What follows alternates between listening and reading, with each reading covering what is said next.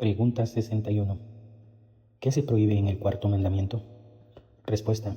El cuarto mandamiento prohíbe la omisión o cumplimiento negligente de los deberes exigidos, la profanación del día mediante la osidad o por el hacer lo que es pecaminoso en sí mismo, o mediante pensamientos, palabras u obras innecesarias en relación a nuestros trabajos o recreaciones mundanales. Nehemías 13:15. En aquellos días vi en Judá algunos que pisaban en lagares en el día de reposo, y que acarreaban haces y cargaban asnos con vino, y también de uvas, de higos y toda suerte de carga, y que traían a Jerusalén en el día de reposo, y los amonesté acerca del día en que vendrían las provisiones. También había en la ciudad tirios que traían pescado y toda mercadería, y venían en día de reposo, a los hijos de Judá en Jerusalén, y reprendí a los señores de Judá, y les dije, ¿qué mala cosa es esta que vosotros hacéis profanando así el día del reposo? ¿No hicieron así vuestros padres, y trajo nuestro Dios todo este mal sobre nosotros y sobre esta ciudad, y vosotros añadís ira sobre Israel profanando el día de reposo? Pregunta 62. ¿Cuáles son las razones que sustentan el cuarto mandamiento? Respuesta. Las razones que sustentan el cuarto mandamiento son que Dios nos ha concedido 6 días de la semana para nuestras propias ocupaciones, que ha reservado para sí mismo un señorío especial sobre el séptimo día, su propio ejemplo que nos ha dado, y ha bendecido el día del reposo. Éxodo 20:11.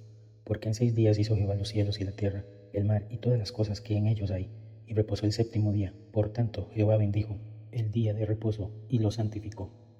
Pregunta 63. ¿Cuál es el quinto mandamiento? Respuesta. El quinto mandamiento es honrar a tu padre y a tu madre, para que tus días se alarguen en la tierra que Jehová tu Dios te da. Éxodo 20:12. Honra a padre y madre para que tus días se alarguen en la tierra que Jehová tu Dios te da. Pregunta 64. ¿Qué se exige en el quinto mandamiento? Respuesta. El quinto mandamiento exige la preservación del honor y el cumplimiento de los deberes que pertenecen a cada uno en sus diferentes puestos y relación como superiores, inferiores o iguales. Primera de Pedro 2:17. Honrad a todos, amad a los hermanos, temed a Dios, honrad al Rey. Pregunta 65. ¿Qué se prohíbe en el quinto mandamiento?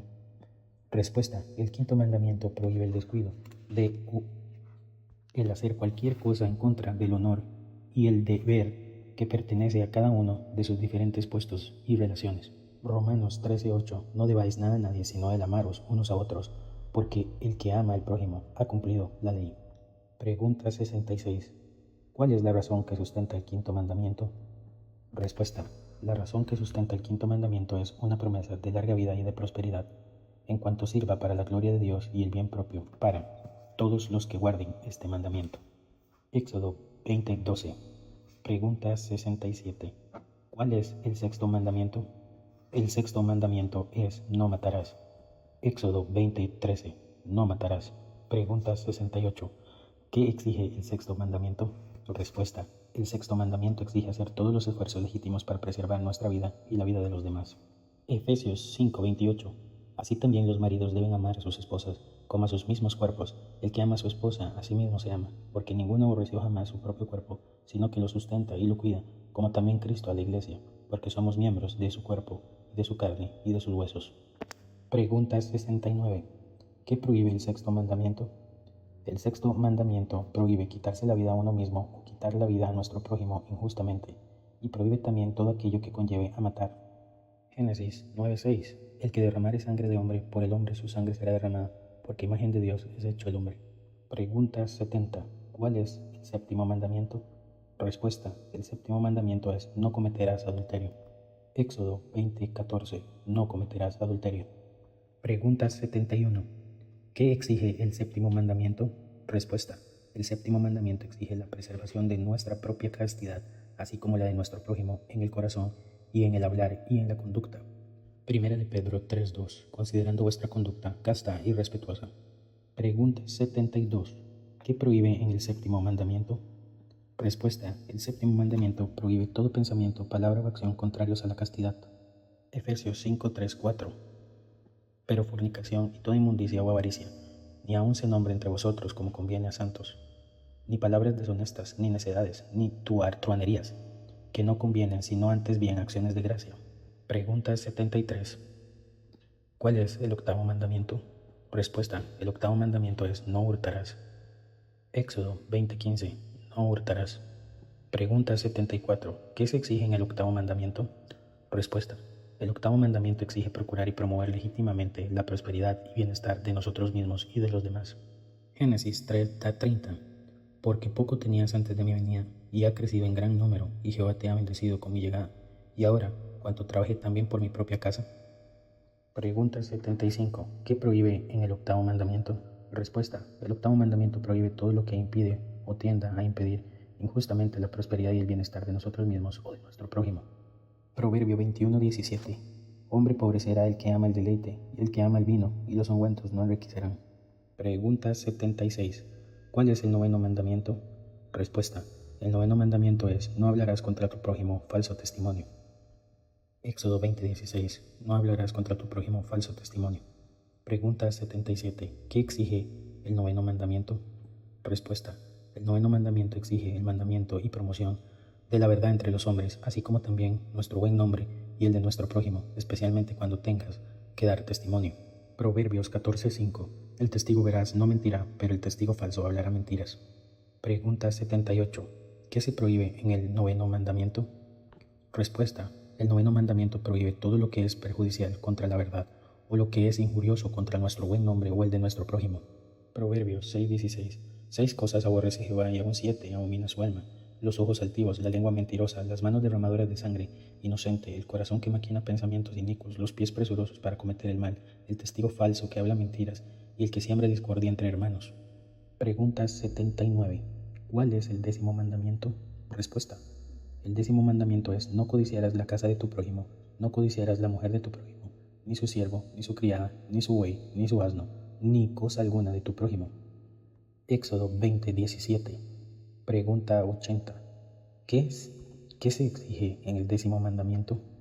El décimo mandamiento exige el pleno conocimiento con nuestra propia condición y que tengamos una actitud correcta y caritativa hacia nuestro prójimo y todo lo que es suyo. Proverbios 24:1. No tengas envidia de los hombres malos, ni desees estar con ellos, porque su corazón piensa en robar, en iniquidad hablan sus labios. Proverbios. Pregunta 81. ¿Qué se prohíbe en el décimo mandamiento? Respuesta. El décimo mandamiento prohíbe todo descontento con nuestra propia condición, la envidia o pesar del bienestar de nuestro prójimo y toda inclinación y deseo desordenado hacia las cosas que son de él. Deuteronomio 5:21. No codiciarás la mujer de tu prójimo, ni desearás la casa de tu prójimo, ni su tierra, ni su siervo, ni su sierva, ni su buey, ni su asno, ni cosa. Pregunta 82. ¿Puede alguien guardar perfectamente los mandamientos de Dios? Respuesta. Desde la caída ningún ser humano durante esta vida puede guardar perfectamente los mandamientos de Dios, sino que más bien diariamente los quebranta en pensamiento, palabra y obra.